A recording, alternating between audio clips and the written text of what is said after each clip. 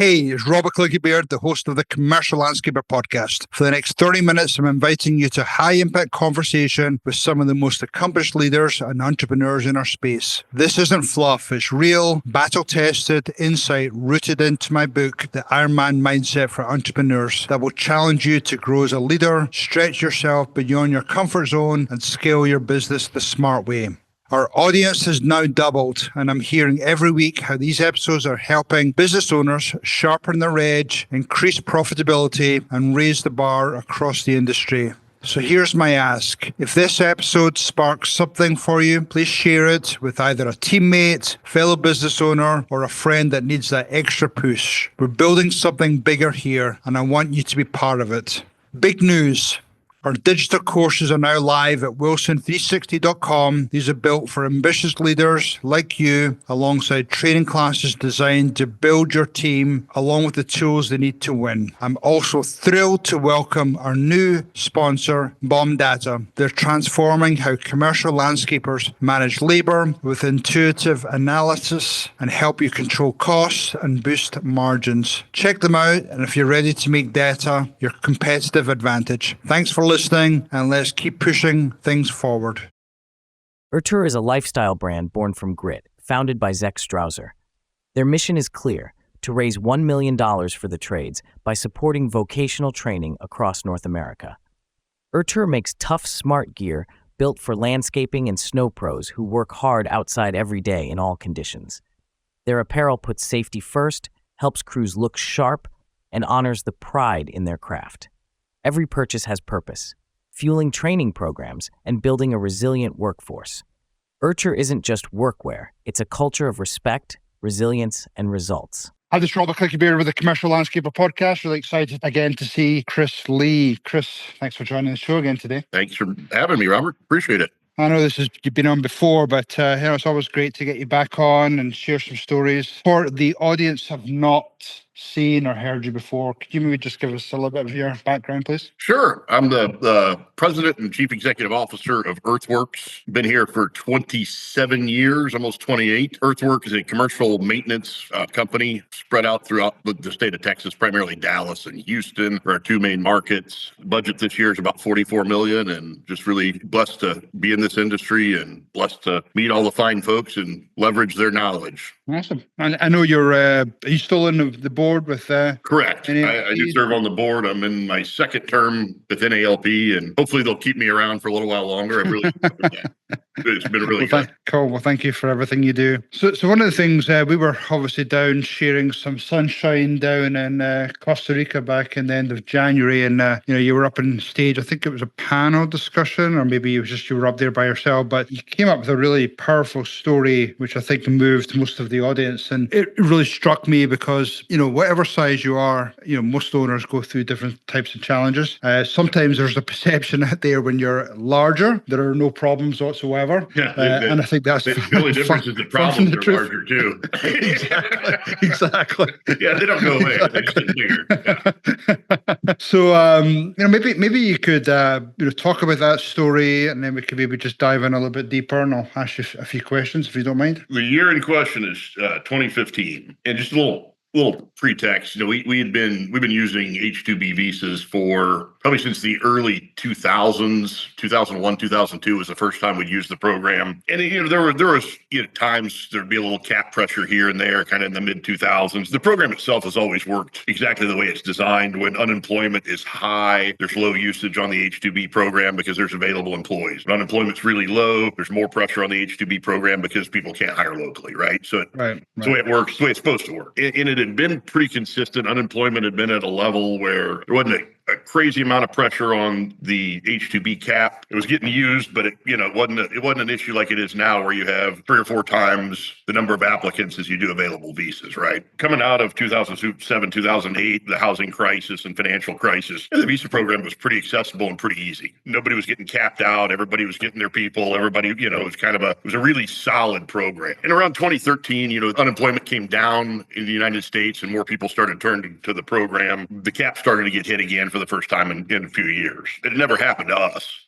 We'd always, for 15 years, we'd had this reliable labor source and, seemed pretty bulletproof and didn't really worry too much about it until 2015. I mean, things have changed a little bit with the way they do the program now. It used to be really, you didn't have any idea whether you were going to be in or out until they finished processing everything. Whereas like now, if you utilize H-2B, I mean, January 3rd or 4th, what group you're in. And based on what group you're in, if you're getting your visas or if you need to make alternate plans. Back then they didn't have the lottery system because again, there wasn't as much cap pressure. So you really didn't know until they basically shut it down and said, okay, we've processed all the visas. There's no more left, which is mid-March. So we're rocking along and getting ready for our big 2015 season. And about mid-March, we find out like, that's it, done. Caps hit. There's no supplemental visas. You're not getting your guys. We're working on some things. We may release some additional visas down the road, but as for today, nobody's coming. Well, because it had been a really good program for us and because it helped solve the seasonality issue for us, here in Texas, we do have, or North Texas, Houston's a little different, but North Texas, we do have, a solid 3 months of dormancy every year, where all the maintenance, or most of the maintenance goes away. As a business owner,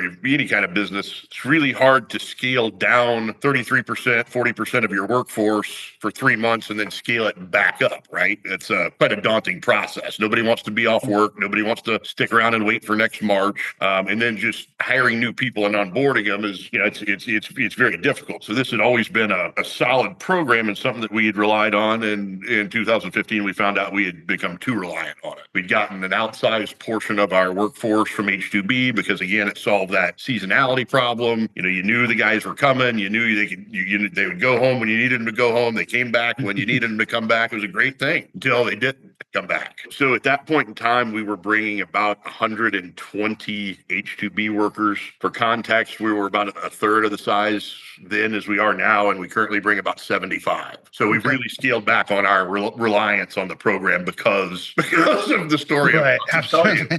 Yeah. So 2015, mid-March, we find out that's it. And it literally felt like the world was ending in that moment. Like, just this terror and, I'm just flush with adrenaline and like, what's going to happen? Sure. How are we going to do this? Because at the time we probably had 240 total employees. So we're missing half of our labor force. Is it mainly maintenance? Do they focus on maintenance enhancements? So we do all of that. And typically the guys that we're bringing in the summer, a little more focused on maintenance, even though some of them are, they kind of get parsed out throughout the company based on need. Right.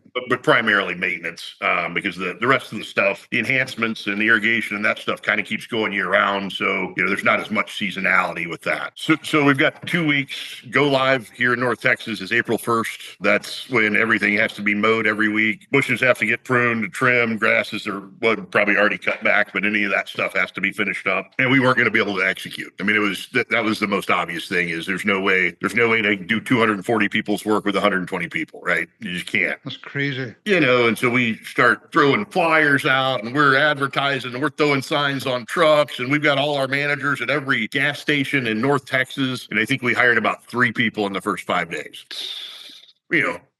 March 15th is a little late in North Texas. Most everybody that's looking to work in landscaping has already got a job. Sure. Right? So, Chris, what does it look like? I mean, once you heard that news, did you gather in all your managers?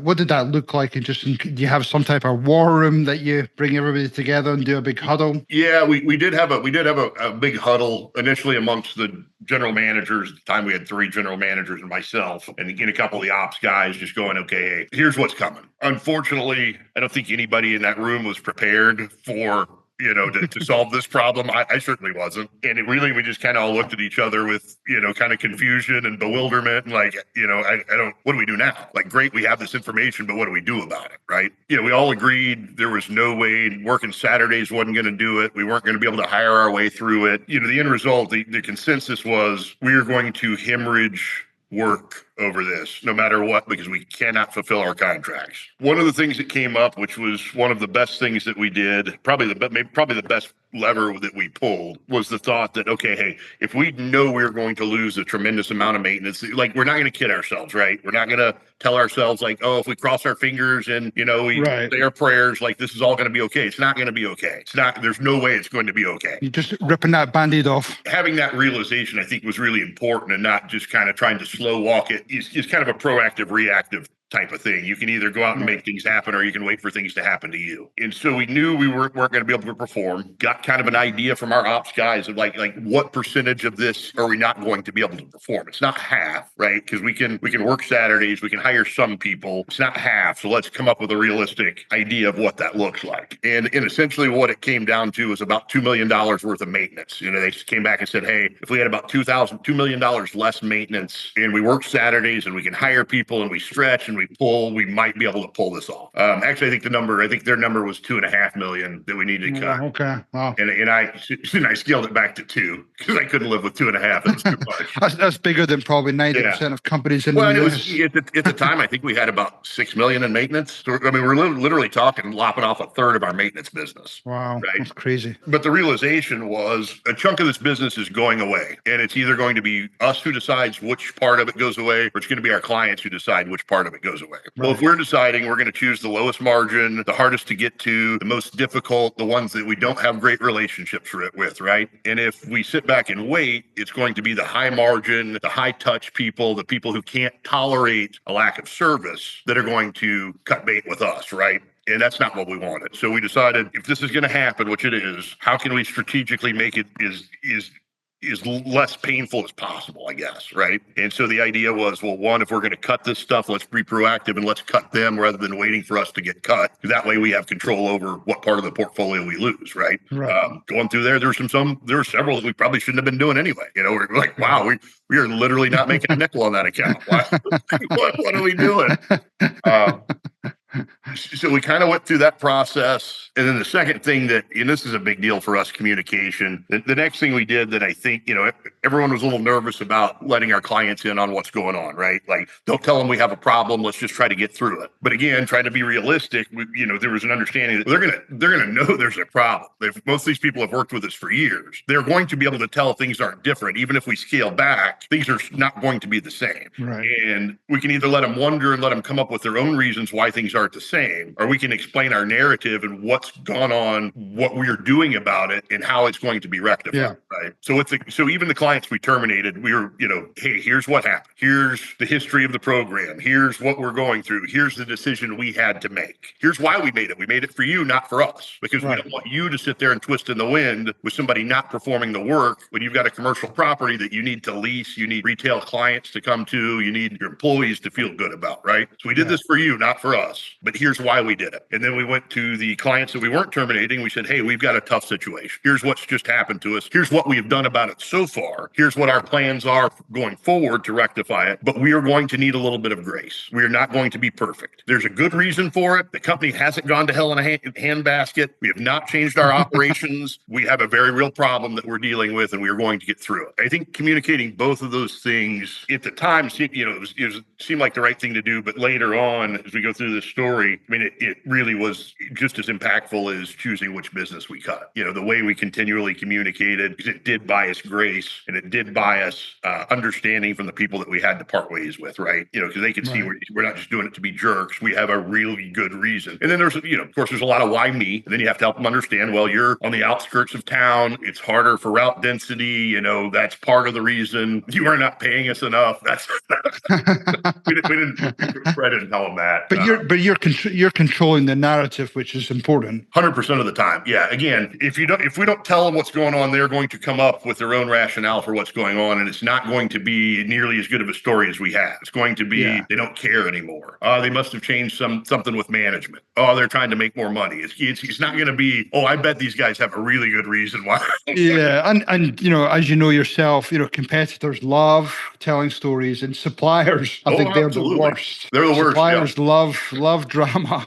Absolutely. So we made that work, and then we hit April 1st, and we did our best. We're running, instead of 5 guys on certain crews, we're running 3 or 4, and instead of 2 guys, we got some one-man crews out there, and we're just not keeping up. In order to get everything mowed and everything trimmed, we have no capacity to do enhancements. We have no capacity to do seasonal color, chemical applications. All that stuff is gone, which it can't be, right? Pretty important part of what you do as a landscaper. Correct. At some point there, early April, and I wish I could remember who started it, but we have we talked about it at the same meeting in Costa Rica. We have our little 7-minute huddle every morning. morning where everyone gets together. We all get on the same page. In one of the offices, the general manager said, hey, I'm going to be out of pocket for a little while this morning. I'm taking Nelson, who's one of our account managers. So-and-so's got an inspection tomorrow morning. They've got to have seasonal color. We're going to go plan it for them. Don't call me for the next 2 hours. I'm going to be busy. Right. And that was really kind of the extent. He was just trying to communicate that he was going to be out of pocket. What happened after that call shut down is then in each office independently, which is a beautiful part of our culture and a beautiful part of our team, is everyone broke into groups and said, hey, that's a really good idea. What jobs can we do? I love that. So that evolved really in short order into our management team taking kind of what we decided is we still have to do our other stuff, right? We can't not call people back. We can't not do our work. But if we focus on being managers Monday and Tuesday, and then we focus on being landscapers, which we all are at heart, we've been a while. But if we focus on that Wednesday through Saturday, we can make a real impact on, between our management team, we can get 6 or 7 crews of people out there on sites doing productive work for an additional 4 days a week, right? Which is that moves the needle, right? Yeah.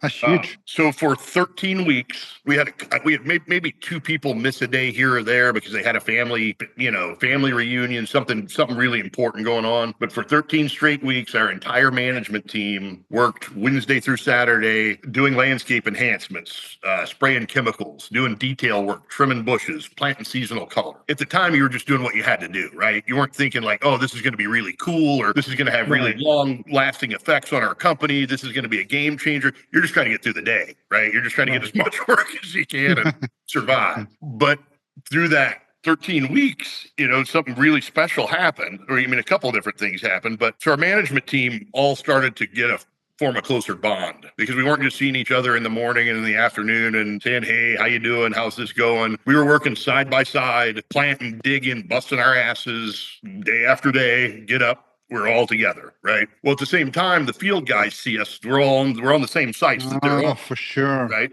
Love that. And they know we're in a bind, and we're pushing them to work 7 days or 6 days a week and do all they can do. So them seeing the fact that we're not just pushing you. We're doing it ourselves. We're pushing each other. We are all truly a team. But it really changed the whole dynamic of our company over that 13 weeks to, no, we really are a team. Everyone talks about being a team and a family and this and that, but we weren't the same team or the same family after that 13 weeks as we were before. The managers had a whole new level of respect for what the guys were doing, for sure. Right. The field guys had a lot more respect for the managers because they saw like, hey, these guys actually know how to do this work too. They're not just saying it. And they're actually out here helping us. They're pulling weeds while I'm trimming bushes. Like we really are together. Like I said, it just changed the entire dynamic of our company to, really being all together and everybody having everybody's back. And like, once you go through that fire and that period of time, like it does form bonds that like, we have great people here today that have come since 2015, but the bonds you have from the people that were here in 2015 are different than the bonds that you've made with the people totally different level. Just go through the normal work with, right? Right. And it's kind of it's kind of like a badge of honor. Around here, when we have newer account managers talking about, oh, this is hard and I had to go do this, it's just like, yeah, you weren't here in 2015. You got nothing to talk about. And then that gets into the 2015 story. They learn a little bit about the history of the company, and as soon as that story starts, everyone in the room that was here stops what they're doing. They gather around the table because they want to throw their 2 cents in on what their perspective was from 2015. And so even though that was 10 years ago, which is hard to believe, that story still carries legitimacy and still helps build culture in the company just by retelling it over and over and over. Do you have any type of recognition, or, I'm trying to picture in my head some team of 2015, some type of a picture, memorial or something just to... So maybe not to that degree, but I have sitting in my credenza over here, I have my hat, my safety vest, and my work gloves from 2015. On a shelf next to pictures of me with congressmen. That's awesome. Yeah. I was going to actually ask that question. Surely not only did your employees see that, the field employees is huge, because I think there's often that level of a gap or maybe even lack of respect or a gap between the field workers and some of the managers, I think, in a lot of companies. Whereas if you actually see them working, or they maybe come with some type of a proven experience, it really helps to minimize that gap. Absolutely. But I'm sure there's probably clients who saw some of the managers and other workers out in the field as well.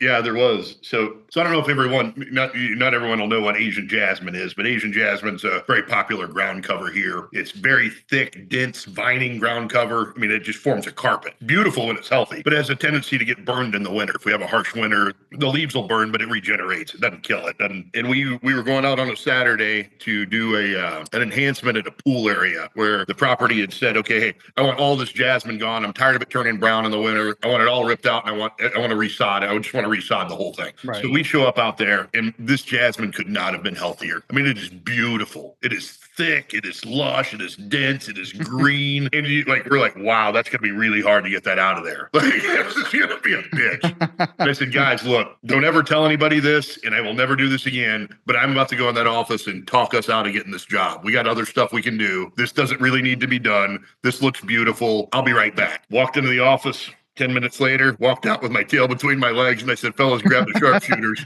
We're doing the yeah. I thought you were good. I thought you were good at sales, Chris. It's going to be winter again soon. I'm like, yeah, but it won't be a hard winter.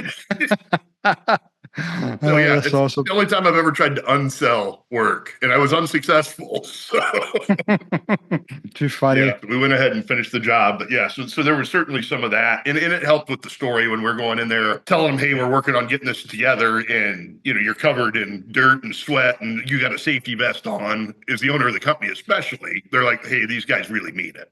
These guys really are trying to do their best, and we did get a lot of grace. We did get people say, hey, yeah, this has to get better soon, but as long as I'm seeing improvement, I'm going to hang with you guys. I get where you're at. I get what you're doing. At the same time, probably now we're getting to, maybe the end of May, mid-May, end of May, we start to get calls from the accounts that we terminated going, hey, we really want to come back. The service has not been the same. Have you guys figured out your labor situation? Do you guys, have you guys rectified the problem? What can we do to get back on board? And we're like, well, we're working on it. We're not quite there yet, but like, let me get your information, hang tight. If we could get this solved, we would love to work with you again, obviously.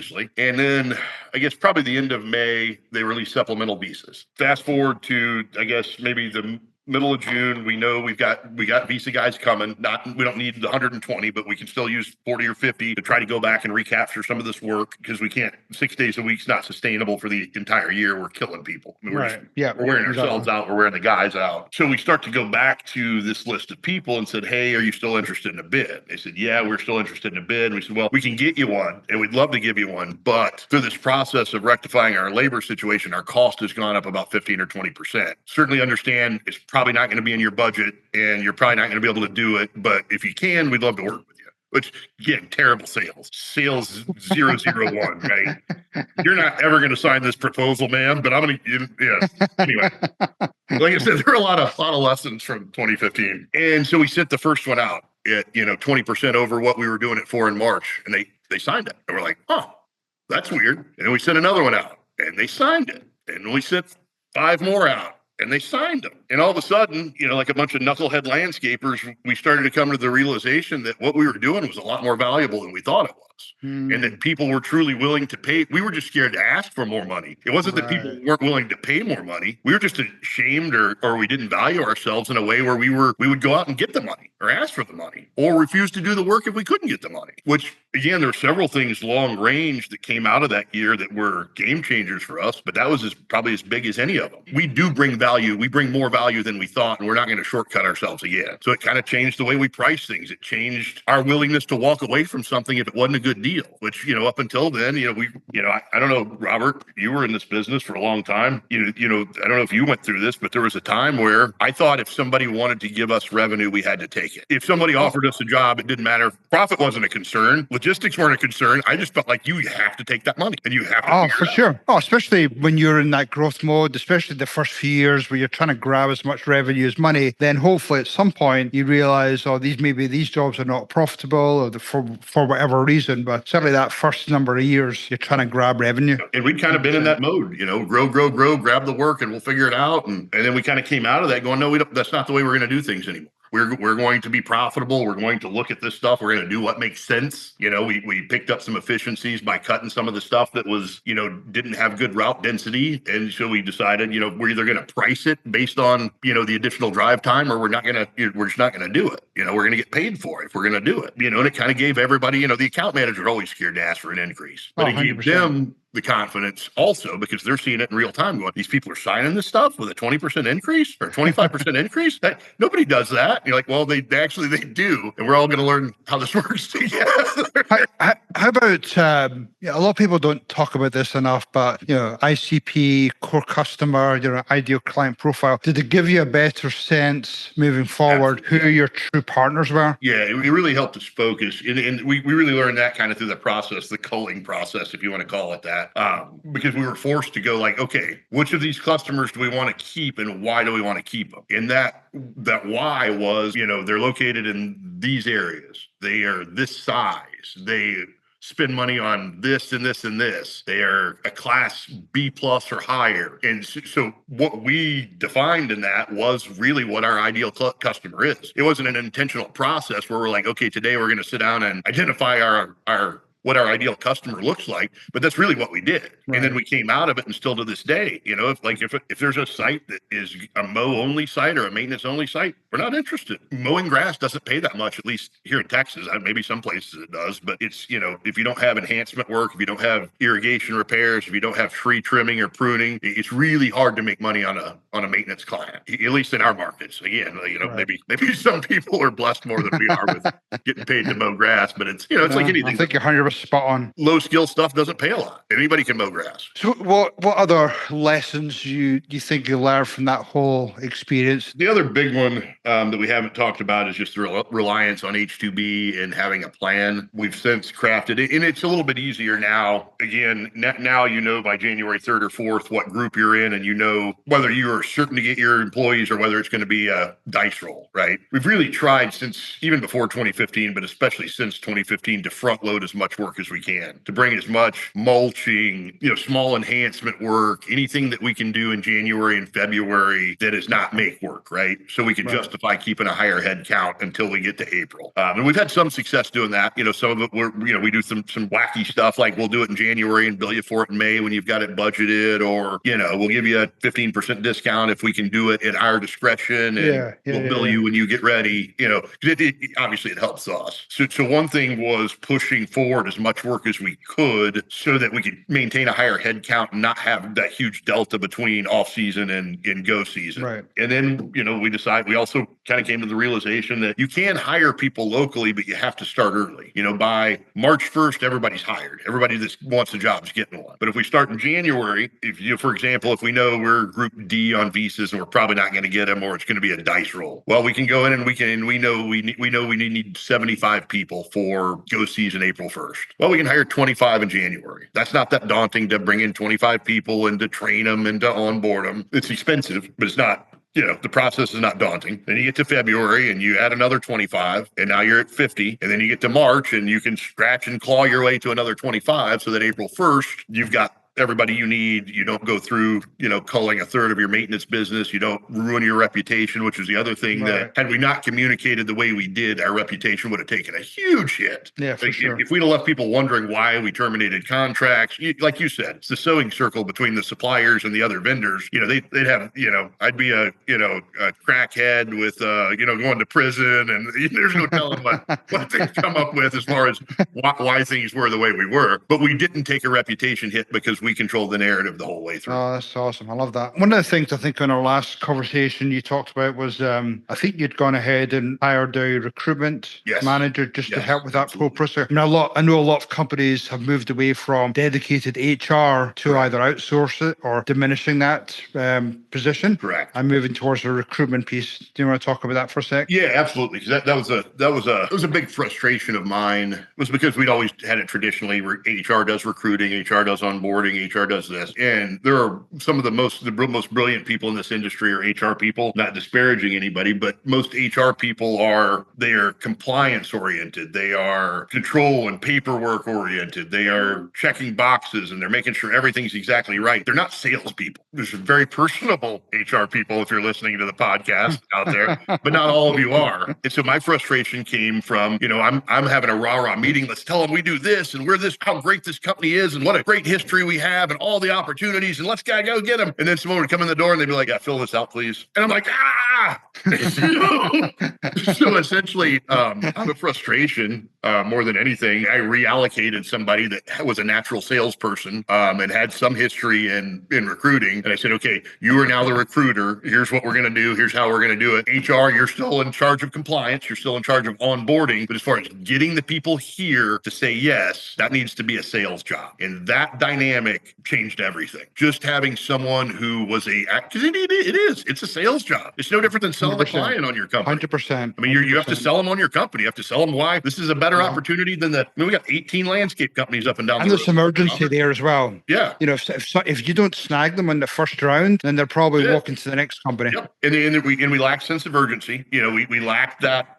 When they say no, pushing and going, why is there a no? Let's see if we can get it to a yes. And by changing the attitude and changing that position to in looking at it for what it is as a sales role, it just made all the difference in the world for being able to recruit. Right. And it is. It's you get contacted and you don't hit them back within 6 hours on Facebook, they got a job. Especially if there's where my old company was 3 or 4 of us all pretty much in the same street. So they're walking from one to another. So you had to snag them when you had the chance. That's exactly what we've got here. I mean, they can pull out and go right or left, and there's 6 other landscape companies either direction. And unfortunately, there's a few of them that are small guys that are paying in cash, which is tough to compete with. There's ways to do it, especially if you have a salesperson and you're telling them all the great things about your company and all the opportunities and all the advancement and how many people have been here for 10 years or more. But if you don't tell them any of that, same right here on the dotted line. That's it. That's it. Any other stories from that experience in 2015 before I jump onto some other questions? I think we covered most of it. I guess looking back on it, you never really know when those game-changing opportunities are sometimes when you're in the middle of it. Just do your best. Just take the opportunity and don't ever quit. Don't ever give up. It would have been really easy to just say, damn this whole thing, I'm out. But nobody did. It would have been really easy for our management team to start going, hey, I'm going to get a job where I don't have to plant bushes anymore. But They didn't. They stuck around. And, there's a lot to be said for grinding through things and just not giving up. And a lot of that comes down to, culture. Yeah. You've got a great culture that's, constantly thriving. Comes down to leadership, leading from the top, showing by example. And I think that was really relevant. And I don't know how different it would have been if I was not one of the people out there for 13 weeks every day. I like to think that a lot of it would have still happened, but I do think me being there kept it more consistent because then there was no excuses. There was nobody that wasn't participating. So here's my big question. We're now 10 years on. There's probably a lot of companies owners on here listening. They're inspired, but they're probably thinking, do I have that culture in my company? Do I lead by example? I think I'm fair in saying many companies have been enjoying life over the last 5-10 years. It's been a nice ride. We're obviously seen some choppy waters probably for the last 12 months or so. How do we put some type of a stress test on the system to, I suppose, remove that complacency, to keep that culture alive, to, I don't know, just keep things live within the company and real? That's a great question. So the stress test is a tough one because you don't want to put yourself in that situation to see how it goes.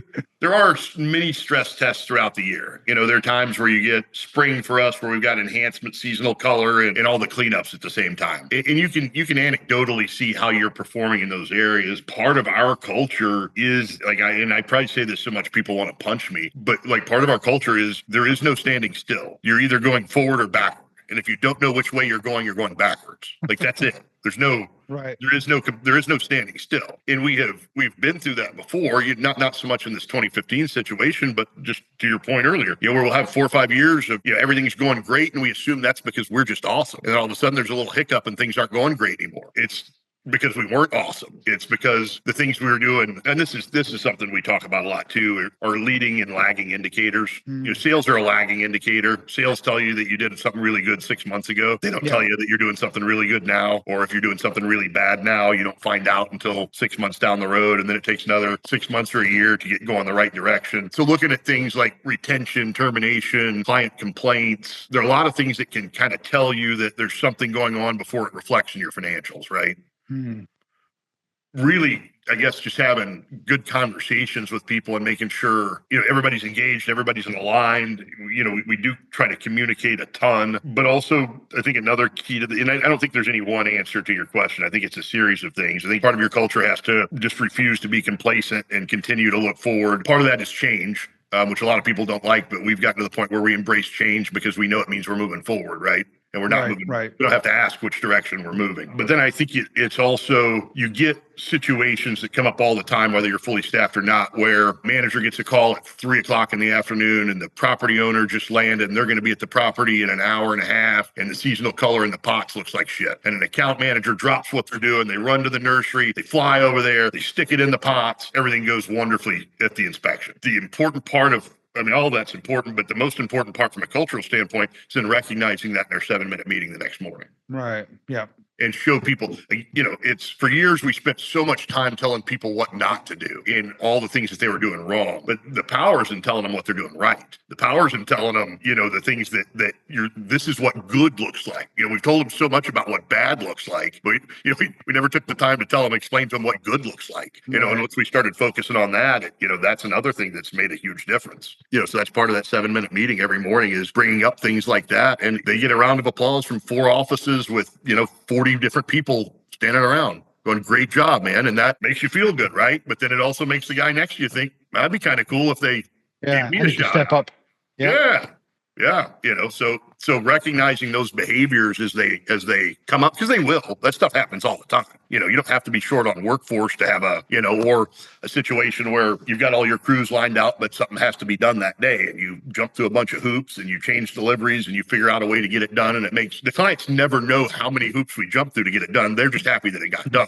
Exactly. But it's really important to let everybody here know how many hoops were jumped through, and that's the difference between good and great. There's a Jim Collins book called Good to Great. I'm sure you're familiar with it. Love that book. Another thing we talk about around here a lot is good is the enemy of great. Which is a kind of a weird concept when you first think about it. Like, well, good's right next to great. Well, it is, but if you're good and things are going good, you don't necessarily have the impetus to go to that next level and make things great, right? So good's not good enough, right? It's great. And we talked just the other day about how rare is it to be in an opportunity in life where you can truly be a part of something that's great. Not good, not really good, but you can be a part of something that's great. And we have that opportunity here. Like at the end of the day, when it's all said and done and you're laying on your deathbed, whatever, you're retired talking to your grandkids. You can look back and say, I had a pretty good run. Or you can look back and say, I had a great run. And I was part of something that was truly special. Man, that's worth more than a stack of money at the end, right? That's powerful. That's powerful. Yeah, we had the same philosophy where we gave all of our account managers, all of our team, what we say, enough rope to either run with and be successful, to be great, or they'll hang themselves. That's it. So it's just, set them up for success. And, when they fall down, don't beat them over the head. Just pick them back up, dust them back off, and get them back running again. Yep, give them a kick. You said 2 or 3 things I want to just double click on. I think the first piece is the huddles. Those daily huddles. We just visited Doug Stacey, LSI, a while back, and he really swears by those huddles and recognizing people. And just being able to talk through some of the wins and successes. So I really can't emphasize enough how people should be doing those daily huddles. It gives people an opportunity to reach out for problem solving, which is something that happens frequently. Like, hey, I've got a new regional manager. Does anybody does anybody know this person? Or, hey, so-and-so just took over the site. Does anybody have any ins at that management company? Exactly. Or, hey, I've got this problem. Has anybody dealt with that before? Yeah, I have. I'll call you right after the meeting. The second piece was leading and lagging indicators. The financials great example of lagging indicators, whereas, you should really be leading into the leading indicators and figuring out what those are. And then the third piece is, part of this is you talked about is communication. If you're communicating, this is a good example of a leading indicator. If you're talking constantly to not only your field employees, but your clients, and finding out what the issues are and dealing with them and addressing them head on, discussing them at your weekly leadership meetings, then more than likely you're going to stay ahead of those issues before it becomes a bigger issue. 100%. Robert, I think if you're really good at that communication piece, you can throw away everything else we talked about. Mm-hmm. Like if you just were going to do one thing and be really good at it, if it's that communication piece solves all the other stuff. I mean, it really does. Yeah, 100%. Chris, this has been an awesome podcast. Sure. Really, thank you for your time today. If people want to reach out to you and just chat to you more, just hear more of your stories, what's the best place for them to reach out to you? Absolutely. You can reach me at Chris, CHRIS, at earth.works. No .com, no .net, just Chris at earth.works. My favorite part of this industry is the networking. So please hit me up if you've got any questions. I'd love to talk. Thank you again for your time today. I know you're a busy person, but I really appreciate your shares and hope you have a great day. Thank you, Chris. You too. Thanks, sir. Okay, cheers. Thank you. That's a wrap for today's episode of the Commercial Landscaper podcast. I hope you're walking away with one powerful insight you can apply immediately, whether it's in your leadership function, your operations, or how you show up every day with that Ironman mindset. Remember, growth doesn't happen by accident. It happens through intentional moves, bold conversations, and surrounding yourself with the right voices. That's what this podcast is all about.